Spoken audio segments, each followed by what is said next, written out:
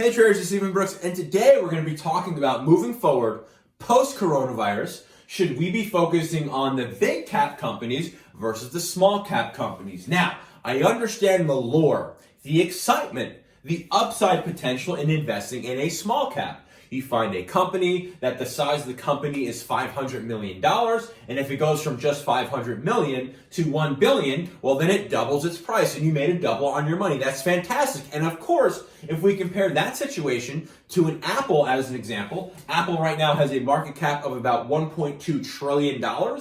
For the share price to double, that means that Apple would have to go from 1.2 trillion to 2.4 trillion. So of course, just sitting here logically, hey, if we have a company that only gains $500 million in market cap, well, that might be something that is a lot easier for us to do. But here's the problem.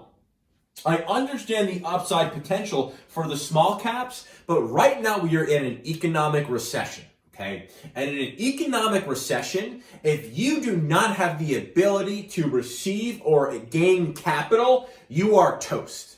You are absolutely toast. If you're a banker, if you are a lender, are you going to give your money to Apple? Or are you going to give it to some janky biotech company who maybe makes $5 million a year in annual revenue? Which would you rather do? Of course, you'd rather give it to the bigger, most established names. So in an economic recession like we are in today, and let's not kid ourselves, we're in an economic recession today. The small caps are going to be the ones that will default first, that will go bankrupt first. Why? Because again, they're the ones that are going to have much challenging times and much more difficulty getting the capital. Why? Because again, if you're a banker, if you're a lender, why would you give money to some janky biotech company that does $5 million a year in annual sales that is waiting for an FDA announcement in the next 10 years over some weird drug? Why would you do that? That doesn't make any sense. But would you give it to Apple, as an example, that has billions of dollars in cash, that has billions of dollars in every single month in sales?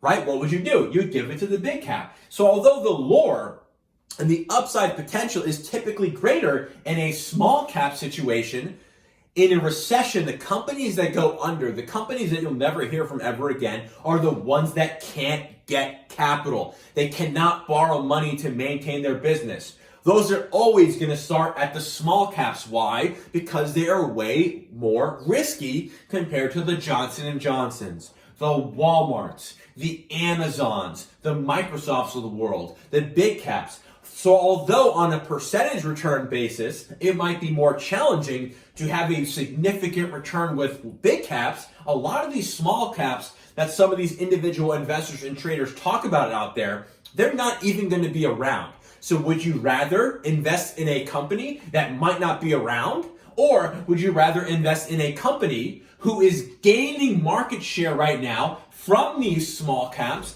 because they have the ability to get money to fund their day-to-day operations? It would be those big caps. So again, moving forward, if you're thinking about putting new money to work, I would consider looking at the big caps. Why? Because although the small caps have greater upside potential, they do. In a recession, they're the ones that go bust first. Why? Because when lending standards get a little bit tighter, because we are in a recession, it's not going to go to Johnny Biotech who's hoping for an FDA announcement in 5 years. It's going to go to the big caps, the more established companies that can wait 3, 4, 5 years for their sales to come back where they are now. Why? Because they have that access to capital. So moving forward, I really wouldn't consider small caps to be great investment opportunities. Why? Because the big caps are not only going to get all of the money from the banks and all the lenders, they're also going to gobble up a ton of market share because the big caps don't have the same type of issues as small caps do.